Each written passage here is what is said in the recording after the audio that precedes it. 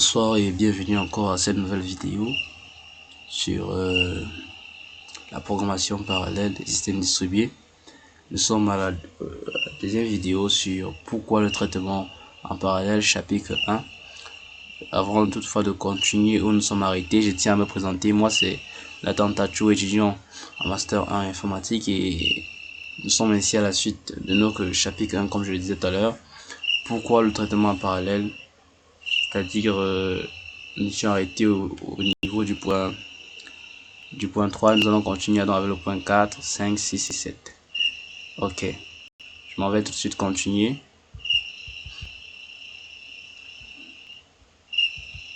On va tout de suite continuer, nous sommes arrêtés.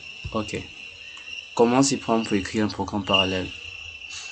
En ce qui concerne l'écriture d'un programme parallèle, il est à noter que la plupart d'entre elles dépendent de l'idée, c'est-à-dire la manière, les différentes manières, ça dépend beaucoup plus de l'idée de partitionner le travail effectué entre les cœurs. Donc il existe deux approches largement utilisées pour partitionner, pour écrire un programme parallèle. Soit on utilise l'approche par le parallélisme des tâches, soit on utilise l'approche par le parallélisme des données. Dans le parallélisme des tâches, il est normal que on partitionne des tâches, les différentes tâches effectuées pour résoudre le problème entre nous. Dans le parallèle des données, c'est plutôt les données. Partitionnons plutôt les données. Donc si on voit un peu le schéma, comme ce qui suit. Voilà par exemple le parallélisme des données. Ici on a une matrice. Voilà, on a une matrice en entrée. Et qu'est-ce qui va se passer? C'est que ici chaque processus, ici appelé worker, va prendre un peu comme le calcul qui a fait, puisqu'il consiste à faire un scalaire entre le cadre et la matrice A. Chaque processus va prendre les éléments calculés comme étant des données. Et c'est ces éléments là qui vont renvoyer dans la matrice finale pour donner le résultat final en réalité. Donc on comprend donc ici on est beaucoup plus focalisé sur les données, on divise beaucoup plus de travail à faire. Mais par contre, si on veut voir le parallélisme, si on veut voir le parallélisme de tâches ici que nous avons, voilà les termes. Si on donne un tableau et qu'on demande de ranger, le parallélisme de tâche va se comporter comme avec lui. Il va consister à prendre le tableau, les différentes cellules du tableau, et faire un pivot à chaque fois. C'est-à-dire que par exemple ici on va diviser tout le tableau général en des cellules, en différentes cellules, et on va prendre 2, comme par exemple dans cet exemple ici. On va ranger chaque 2 cellules et les renvoyer le résultat déjà rangé, et ainsi de suite. Donc on voit que ici le travail ne se focalise pas sur les données qui se trouvent dans le tableau, mais beaucoup plus la tâche qui est à faire, c'est-à-dire ranger chacune des 2 cellules, qui pour aboutir à la tâche finale en réalité. Donc voilà un peu comment est-ce qu'on peut visualiser la différence entre parallélisme de données et parallélisme de tâches. Ainsi, pour écrire un programme en parallèle, en plus de l'approche choisie, qu'est-ce qu'il faudra faire? En plus, là, il faudra identifier les tâches indépendantes. Il faudra ici identifier les tâches qui nécessitent l'échange de données. Donc en 5, on peut donc parler des différences entre mémoire partagée et mémoire distribuée. Dans un système à mémoire partagée, les cœurs peuvent partager l'accès à la mémoire de l'ordinateur. Ça, c'est la principale différence. C'est-à-dire que dans un système à mémoire partagée, tous les cœurs ont accès à la même mémoire. D'accord? Tous les cœurs ont accès à la même mémoire, et chaque cœur peut lire et écrire à chaque emplacement de mémoire sans problème. Il y a une coordination dans les emplacements de mémoire partagés. Et ce qu'on utilise là, c'est le PTH reads et le OpenMP lorsqu'on veut faire un travail en parallèle dans une mémoire partagée. Maintenant, en ce qui concerne une mémoire distribuée, ici, chaque cœur dispose de sa propre mémoire privée. D'accord? Les cœurs doivent donc communiquer explicitement en envoyant des messages à travers un réseau. Et ici, l'interface de communication se fait par ce qu'on appelle une interface de passage de messages MPI, Message Passing Interface. Ok.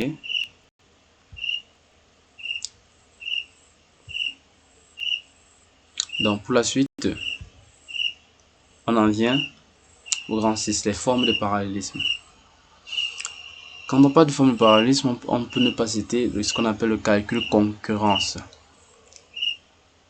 Bon, calcul concurrentiel encore. encore appelé calcul concurrentiel. Ici, un programme est un programme dans lequel plusieurs tâches peuvent être en cours à tout moment.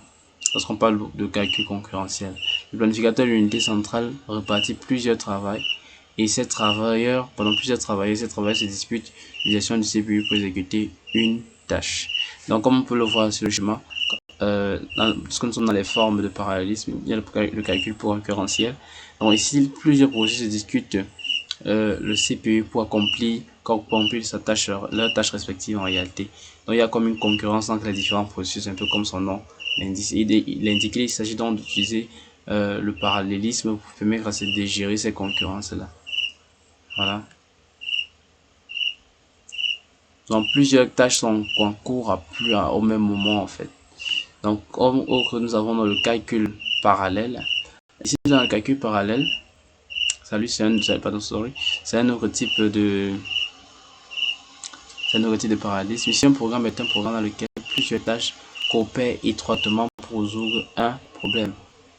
Le programme donné crée des unités de calcul pour exécuter des tâches spécifiques de manière simultanée dans un environnement multicœur sans besoin d'une concurrence entre eux pour accéder à une CPU. Donc ici, contrairement à l'autre qui était concurrentiel, c'était plusieurs processus différents qui voulaient s'exécuter sur le CPU et qui étaient en concurrence. Ici, ce sont plusieurs processus mais pour exécuter une seule tâche en commun. C'est-à-dire que ce sont des processus qui sont coordonnés et qui veulent exécuter en fait une tâche commune ou atteindre l'exécution d'un programme commun. Voilà. Et c'est ça qui fait la différence avec le calcul concurrentiel. Donc ici, ils travaillent pour la même cause, on peut dire comme ça.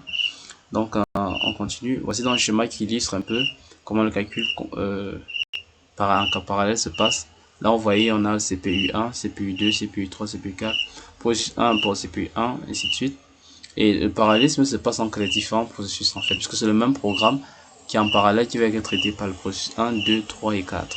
En utilisant bien sûr les différents CPU, les différentes unités de calcul qui se trouvent sur la machine. Nous avons aussi le calcul distribué comme forme de parallélisme. Ici, un programme peut avoir besoin de coopérer avec d'autres programmes pour résoudre un problème. D'accord.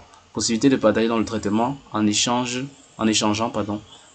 des données, pas des messages entre des machines, des nœuds de calcul qui sont physiquement séparés. Donc, quand on parle de calcul distribué, on fait d'habitude référence à une architecture, à une mutualisation de ressources, c'est-à-dire plusieurs machines avec leurs propres processeurs, leurs propres mémoires qui sont mutualisés pour effectuer un calcul. Et donc, l'exécution d'un programme peut avoir recours peut-être à un autre programme qui se trouve sur une autre machine. Alors, il y a communication entre ces différents programmes. Ça se fait en parallèle en fait. C'est dans ce sens-là qu'on parle dans le calcul distribué. On peut voir dans ce schéma qui illustre un peu ça. Là, vous voyez, on a plusieurs nœuds. Ici, on serait un peu comme des machines, des nœuds, d'accord. Et ces nœuds-là,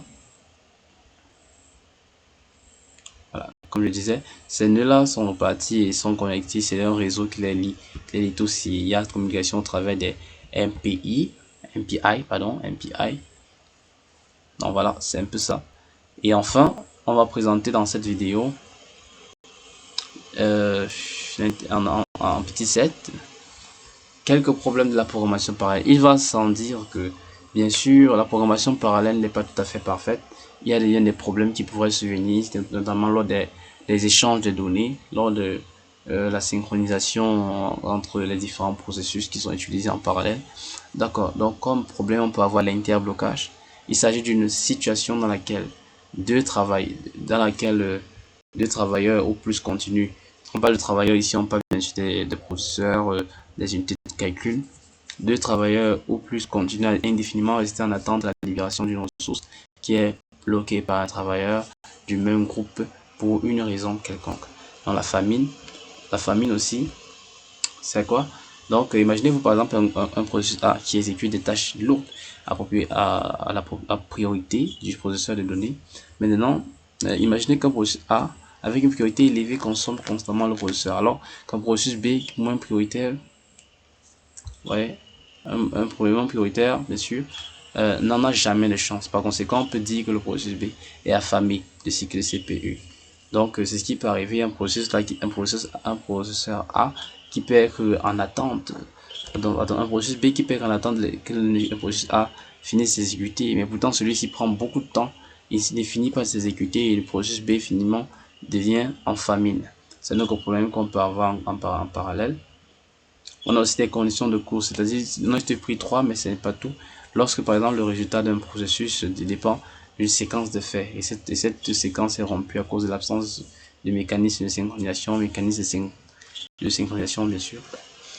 Donc, on peut avoir ça. Bon, c'était tout pour cette vidéo, pour la suite et la fin sur pourquoi la programmation parallèle.